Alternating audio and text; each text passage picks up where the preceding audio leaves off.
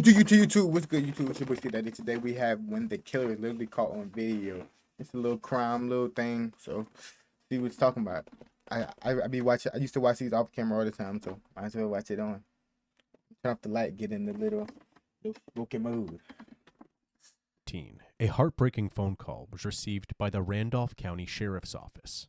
We've been trying to find her for the last few days, almost a week, and we've not heard from her. What is your name, honey? Butch Smith, I'm her son. Butch. We came to do a wellness check at her house. So I already know what the problem. Boy, why did you name your son Butch? Niggas out for revenge and shit now. I think I found a body. Okay, honey, we'll get an ambulance out of that way, okay? As you just heard, the caller's name was Butch Smith, the son of Linda Collins. At the time of this phone call, Linda was going through a very transitional period in her life. After 10 years of service, she had just been voted out of her position as Arkansas State Senator, losing her seat in the state capitol. Moving out of my office today, I just want to say how humble I am to be your senator, how proud I was to serve you. That's the way I voted, as your conservative senator and your friend. She had also been going through a messy divorce, but Linda was a resilient... And your friend. She had also been going through a messy... I thought that was the Georgia game. It's like Arkansas State. Divorce, but Linda was a resilient person. She was able to refocus her life in just a few months. She returned to her small hometown, Pocahontas, Arkansas, a home to about 7,500 people. There, she was able to focus on her motel businesses, a Days Inn, as well as the Rock and Roll Highway 67 Inn. She was also able to spend more time with her grandchildren. Go! Jingle bells, jingle all the way. Happy New Year! She was described as the fun grandparent. She began dating a new man and was looking into new prospects for lobbying jobs around the U.S. One of those prospects was in D.C., so Linda took a trip there on May 27th. After what seemed to be a successful interview, she talked about it with her daughter Tate through text. This was the final conversation had with Linda before her disappearance. A couple of days later, Tate sent her mother a picture of a new pair of shoes. However, this time around, there was no reaction at all. Tate felt slightly unsettled by this, but her mother had said that she would be busy over the next couple days, so she tried not to assume the worst. That unsettled feeling only grew as each day passed without any response from Linda. Tate lived just outside of Little Rock, another city in Arkansas about 2 hours away from Pocahontas. At this point, Linda was supposed to be in Little Rock, getting ready to attend the Arkansas Music Awards. So Tate called her brother Butch to do a wellness check. Linda's truck was in the driveway, but she wouldn't answer the door. Peeking around the house and through the windows, nothing seemed to be out of place. Butch did not have his own key to the house, so just to be sure nothing was wrong, they decided to contact their grandfather, Linda's dad, who did have a key and would come back the next day. Their grandfather was a bit more investigative. He tried opening the doors on her truck and noticed the grandpa did the grandpa and grandma not live with each other? And if not, why did he have the keys to the house? They were unlocked. Confuzzled. Something highly unusual from Linda, who was compulsive about keeping her vehicles locked at all times. He also tried the back door of the house and found that to be unlocked as well. He proceeded into the home, which was under renovation. He called out her name and checked every room and closet, but to no avail. However, in the kitchen was a large stain that darkened the floor. At a first glance, there were two things that this stain could have been from: coffee or blood. Linda was a heavy coffee drinker, so it was possible that she could have dropped a pot of coffee and not cleaned it up. But why would she not clean it up? Either way, something clearly went wrong here. Butch was called to come help investigate the house as well, and he was there within minutes. After spending a bit more time investigating the house, they left out through the front door. As they left, their grandfather smelled something strange coming from the driveway. Beside Linda's truck were construction materials for the house, covered by a tarp. Butch went to take a look underneath the tarp, and upon lifting it up, a swarm of flies bombarded him. The smell was overbearing, like a decomposing dead animal. He looked back and saw his mother, lying face down with her arms above her head, wrapped in a blanket. He told his grandfather that he found her, and to stay away from the tarp, physically blocking him from moving toward it. That is when Butch called 911. Linda Collins Smith.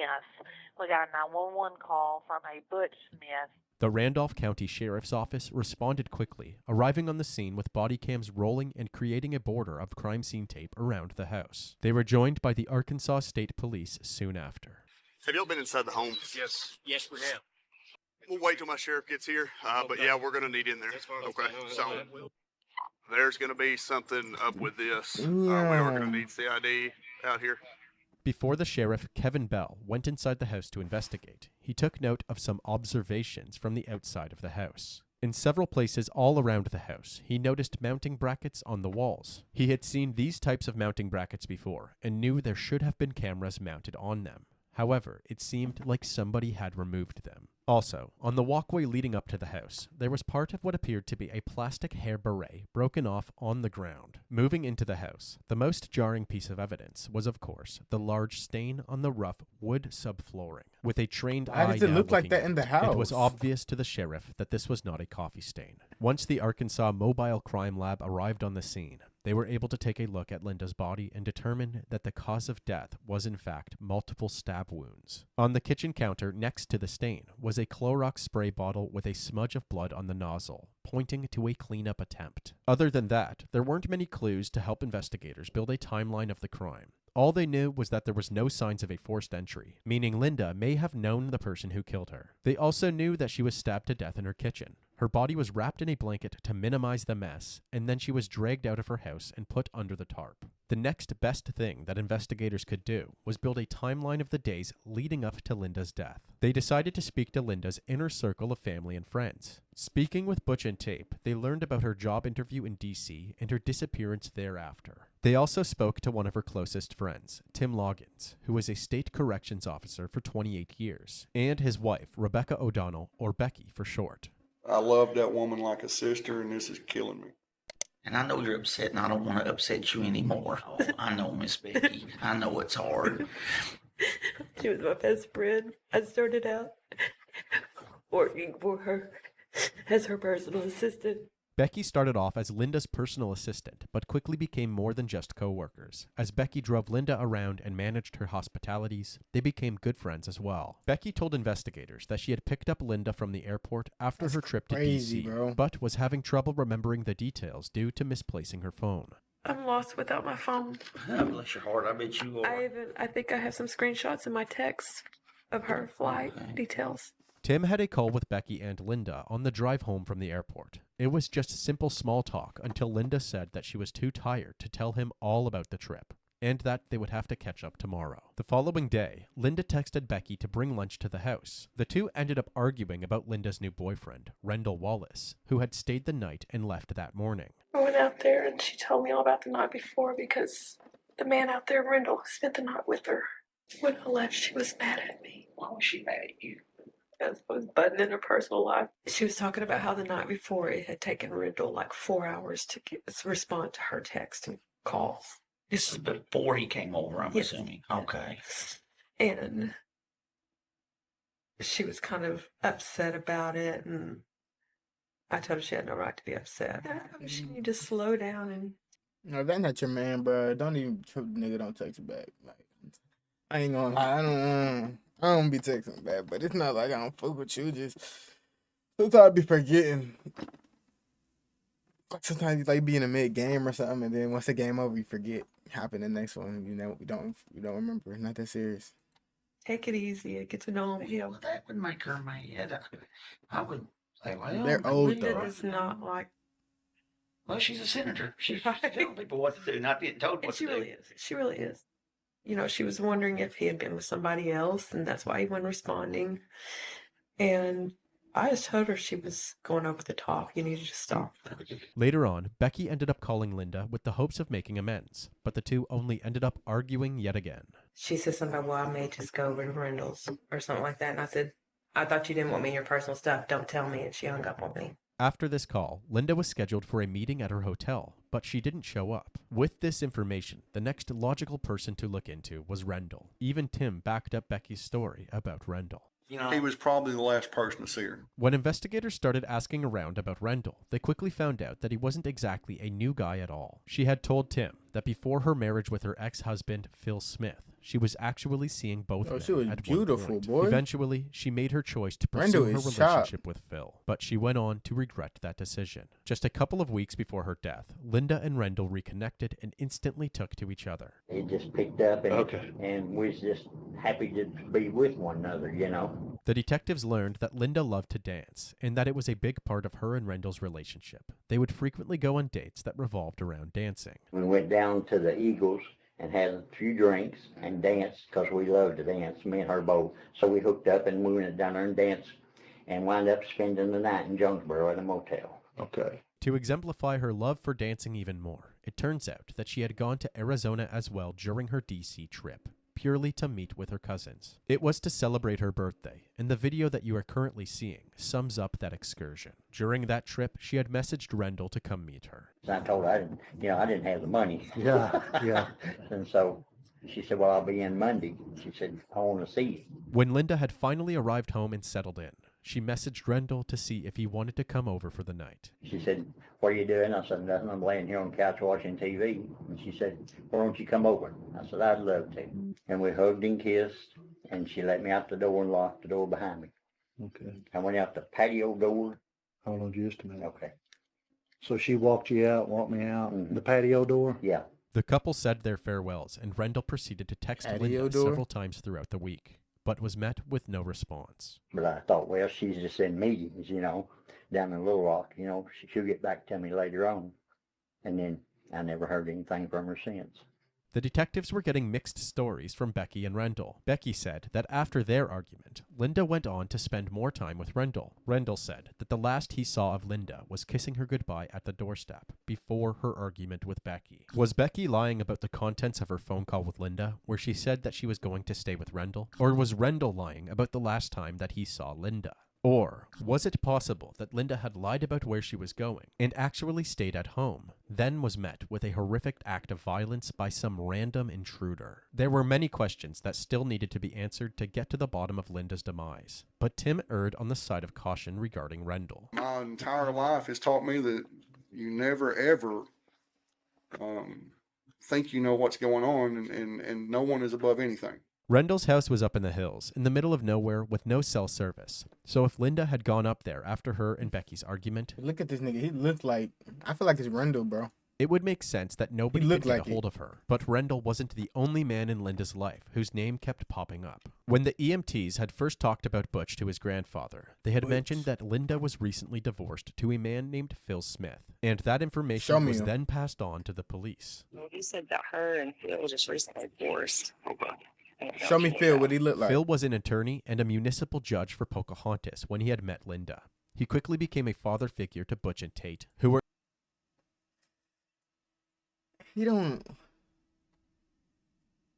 See, like, it's Rendell for me. Like, I feel like Rendell, yeah. I don't know about him. In elementary school at the time. As the marriage continued and the couple's so far, careers Rendell's still my number one they suspect. became what people referred to as a power couple. They opened a couple of motels together. Phil was appointed to the bench of a circuit court, and Linda became a state senator. However, behind closed doors, things weren't as smooth as they seemed. After about 10 years of the relationship, it became more of a business arrangement than a marriage. They made it work, but after about 23 years together, and new feelings for her past love interest Rendell, the couple divorced. The settlement case began, and as they fought for the ownership of their assets, bitterness towards each other grew. Linda had even made the accusation that she had caught Phil watching pornography in his office on his state-provided computer. And she had caught Phil watching pornography in his office on his state-provided computer. And she used this accusation to her advantage in the divorce settlement. Phil was then investigated by the Judicial Discipline and Disability Commission, and they determined that he had improperly used court computer equipment after regular work hours at the office. He ultimately met the consequences for this. He was essentially banned from being a judge in Arkansas from that point on. Luckily for Phil, the divorce eventually concluded, and his payout was significantly more than Linda's. She got screwed. Phil got almost everything. Here's the kicker. Linda appealed it. My ear itching, and when the judge says that could be another 17 months, Phil just collapsed. Oh my God, is this never going to end? It's reasonable to believe that this ongoing battle could be a motive to murder Linda. Phil's career and livelihood was in shambles, and another year and a half of divorce proceedings could have pushed him over the edge. There was one more crucial piece of information that the investigators gathered from Linda's friends and family. I'm going to tell you another thing. Linda was scared to death of him. Scared of Phil? Of Phil. Linda was deathly afraid of Phil for whatever reason. Everybody I talked to says she's scared to death of Phil. She is. She felt scared that he was going to do something. Do you think your mom's scared of your dad? Was scared Yes. of your dad? Yes. You do? Yes. I You do. really believe there was I a believe- fear there? It wasn't act, it was a fear there. I fully believe, firmly, with everything, believe that she was afraid of him. Let me tell you a story. Phil? Now, my mom was sick for several years, and it was kind of, everybody knew that she was sick, and then nobody could figure out what in the world was wrong with her. In the early 2000s, Linda had gone from her usual energetic, on top of the world self to lethargic and bedridden a majority of the time. She went to a doctor's and got her blood work done, and it revealed that she had an alarming amount of mercury in her body. There were a number of What is theories that? about where this mercury could have come from. If her body wasn't Isn't that a processing planet? mercury properly, it could have come from eating fish, but Linda rarely ate fish. It also could have come from her fillings, but the sheer amount of mercury in her bloodstream made that unlikely as well. The doctor said it was almost as if she had drunk a thermometer. With no clear explanation as to what had caused this, Linda was convinced that Phil had poisoned her. She thinks Phil tried to kill her. Linda told me that herself now and said Phil done it. Almost killed her. I just can't believe that they'd let that go, you know? He's judge.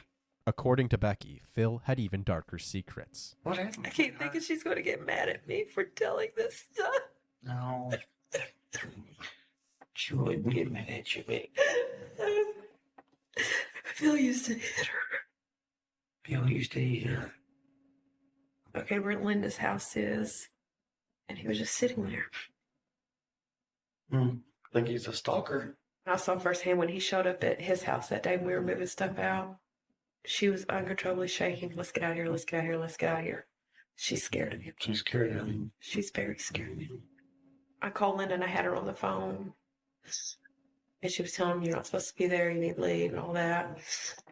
Linda told me he could get these crazy eyes. He got these crazy eyes and looked at me and said, you stay out of it.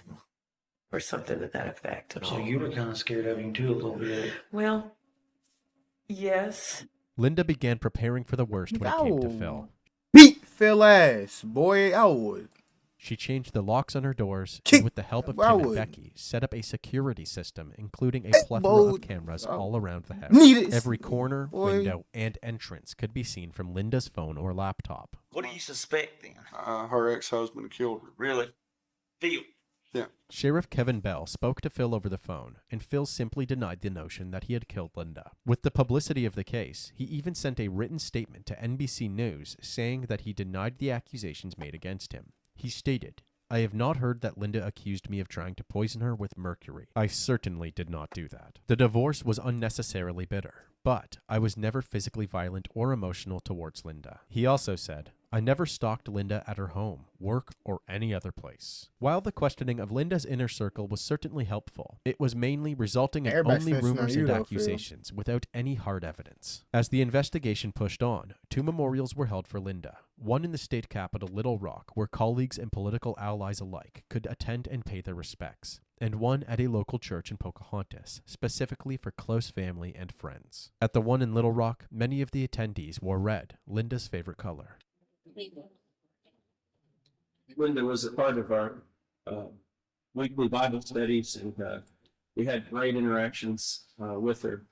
And it's a privilege and a pleasure to with her family and friends. I think there.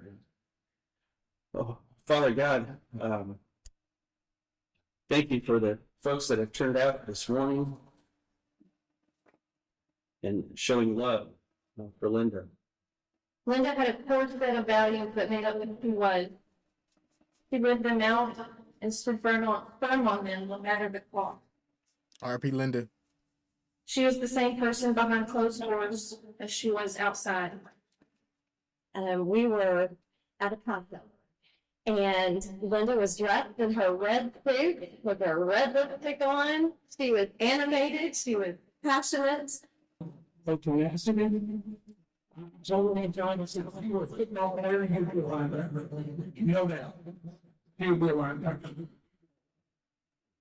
Now I will read a statement prepared by the family and answer a couple of questions the best that I So can. you would be a linebacker. That's crazy. The family statement.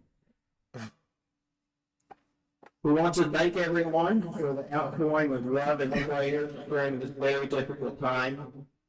We ask for your understanding in being unable to speak about the ongoing investigation involving Linda Collins. As much as we want to speak to you, know that we also want and need to protect the integrity of this investigation. We are surprised, upset, angered, and saddened by this event, and are at a loss for words in describing the feelings and emotions that we are currently going. She was always there to listen and to try to help. I'm sorry, boys. Okay. I was not taking questions and directly back to the investigating proceedings.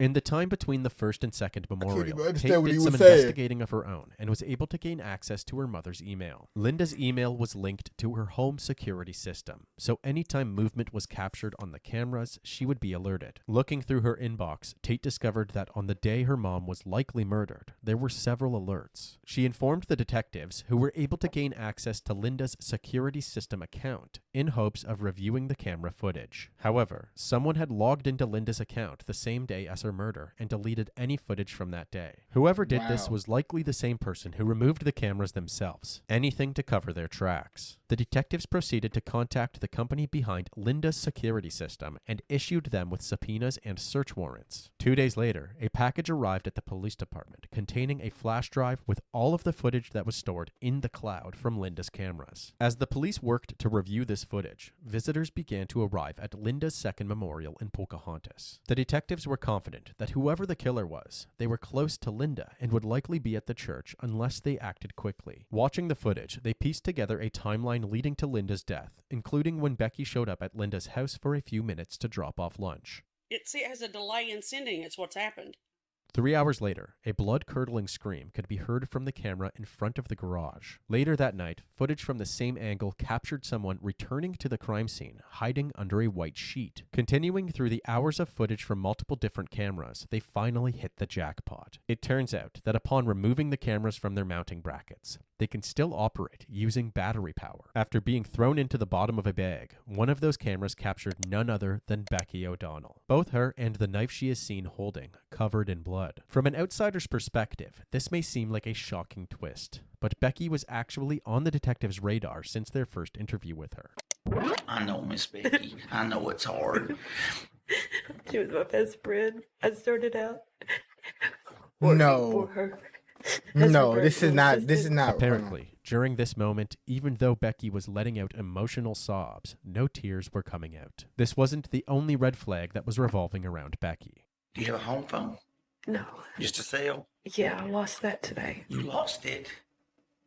Today? Becky had allowed the investigators to look at her phone records to help build a proper timeline. Her records indicated that she had actually used her phone throughout the time that she said that she had lost it. There were also discrepancies between her statements and Tim's. Tim said that since Linda's disappearance, Becky had been going over to the house nearly every day. Becky's been going by her house about every day, knocking on the door and, calling her and texting her and, hey, answer, we're getting worried. Meanwhile, Becky somehow couldn't recall which day she had been back to the house. What day was that you went back to her house? I don't know. It seemed as if she didn't want the investigators to know that she was going back to the crime scene frequently. As the investigators learned more about Becky, they found out that this wasn't the only time that Becky had been caught up in somebody's murder plot. In 2007, she had faced accusations of plotting to have her now ex-husband murdered. One of the couple's friends had alerted him that she was... Am I the only one that's just mind blown right now? Becky, this whole time it was you?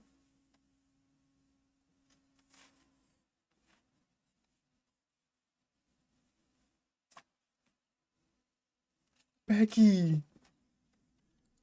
Offering and how the fuck was their camera in a bag? What the fuck? Am I tripping?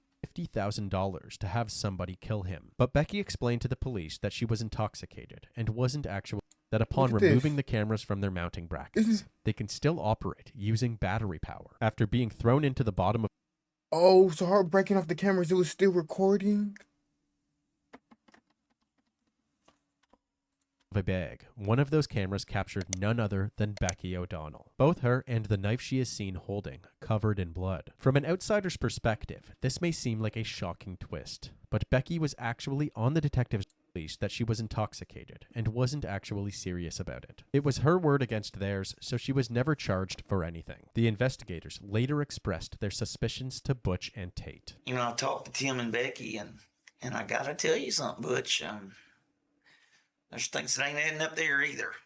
I felt like for a while there was something fishy between the two of them. I'd never heard of these people until divorce time, and all of a sudden they were all up there in their business and helping move furniture and do stuff, and I'd never met these people before. None of these strange inconsistencies, nor her past actions, could explain what Becky's motive might have been for killing Linda. The detectives kept Phil and other dude, I'm sorry. That's all I gotta say is I'm sorry. Tate, and they learned that in the weeks leading up to Linda's disappearance, they had noticed money coming out of their grandpa's bank account. My grandpa just recently started seeing money coming out of his account that he didn't authorize. My mom wouldn't just take from my grandpa. That's not something that she's ever done. According to Becky, Linda trusted her so much she would allow her to manage any financial business, including signing her name on checks. A lot of times Linda have me sign checks or something, or go get her cash or something. But she was on her account where she End could up sign. killing her. You could sign her check. No, Crazy. she would just have me sign her name. Oh, you were signing her name? Yeah, she Oh, would. Becky, that was not a smart thing to do. According to the detectives, however, Becky had been stealing from Linda for many months, from not only her father, but also from her motel business. They believed that because Linda was traveling so much, she hadn't noticed any suspicious activity in her finances. But once she came home from DC and Tate informed her of the checks, Linda confronted Becky, leading to a fatal argument. The investigators needed to move swiftly if they wanted to intercept Becky before she arrived at the memorial. As they approached closer and closer to the church, the lead state investigator finally gave them the green light. The police pulled them over and arrested Becky right outside the memorial service. She was then brought down to the police station for questioning. Hi, Becky. Sit right here. I'm going to lay it all out there for you, okay? You're under the risk for the murder, Linda. You understand that? We got you. We got you. We got video of you. You didn't erase them all. We got you. Becky requested a lawyer immediately, so the questioning didn't last long. Tim showed support for Becky while she was in jail by calling her consistently. I love you. I love you. I believe in you. That pussy's gone, bro. I know that, honey. It's done. Baby, they're that good. They're that powerful. The stuff they have made up on me right now. If I was on the outside looking in, I would say, oh, wow. Okay? After months of negotiation, the Bitch, prosecutors offered to drop the death penalty if Becky pled guilty. Before accepting this offer, Becky's attorneys reached out to Tim and made him sign a non-disclosure agreement. Becky wanted Tim to hear the truth before pleading guilty. Tim was informed that Becky had in fact killed Linda. Tim was devastated, but he was even more devastated when the news broke about Becky confiding in her cellmates, conducting a murder-for-hire plot to kill Phil and his new wife. Her fellow inmates were reportedly due to be released from prison soon, and for payment she told them that there was gold and silver in Smith's home that was theirs if they agreed to do the job. Instead, they had brought the authorities proof in the form of a fake note that Becky had written to give them to plant on the scene after Phil had been murdered. O'Donnell tried to get several of her fellow inmates to murder Linda Collins' ex-husband, Phil Smith. That never panned out because those inmates went to investigators, and as they talked, investigators learned that O'Donnell admitted to appearing on camera, bloody knife in hand. But she claimed that knife was for a chicken, and that investigators doctored the video. Becky ended up accepting the plea deal, confessing to the murder-for-hire plot as well as the intentional murder of Linda Collins. Ma'am, do you have anything to say to the family? 50 years in prison. That's the sentence for Rebecca O'Donnell. Here she is, silent, as she leaves the Randolph County Courthouse. How long? For Rebecca. Ma'am, do you have anything to say? Higher plot, as well as the intentional murder of Linda Collins. Ma'am, do you have anything to say to the family? 50 years in prison. That's the sentence 50 for years? Rebecca O'Donnell. That's Here about she life is, for her. silent, as she leaves the Randolph County Courthouse where it was handed down. O'Donnell pleaded guilty to killing former state senator Linda Collins, who was found dead outside her Pocahontas home last summer. She admitted that she intentionally killed Linda Collins Smith. She also stated that she concealed her body after she killed her. Defense attorney Lee Short says his client appeared solemn in the courtroom. She was sentenced to 40 years for first-degree murder and 3 years for abuse of a corpse. She also pleaded no contest to 2 murder solicitation charges in Jackson County, facing a 7-year sentence for each. Those 7 years ran concurrent to each other, but consecutive to the 43. So we've got a total of 50 years that she pled to today. Rebecca O'Donnell, aka Becky, was convicted in August of 2020 and was sentenced to 50 years behind bars. Damn. 2070? Yeah, you're dead, buddy. What happened to my mother was an awful deed. It was carried out of hate, jealousy, and greed. I believe that Rebecca O'Donnell was stealing money from my mother, and when my mother confronted her about it, she snapped and stabbed my mother to death in a fit of rage and perceived self-perseverance. Today, our family has found swift justice by way of a plea deal. No amount of punishment will ever fill that void that Rebecca O'Donnell made in our lives the day she killed our mother. Today, we find some shred of peace that Rebecca O'Donnell will be put away in prison for a very long time, unable to hurt anyone else. Dude, that was the biggest plot twist of a crime shit I didn't ever seen in my life. Oh my gosh. That was crazy. Let me know what y'all think about that below, man. I'm out this bit. Follow me on Instagram, CDaddyYT. We litty.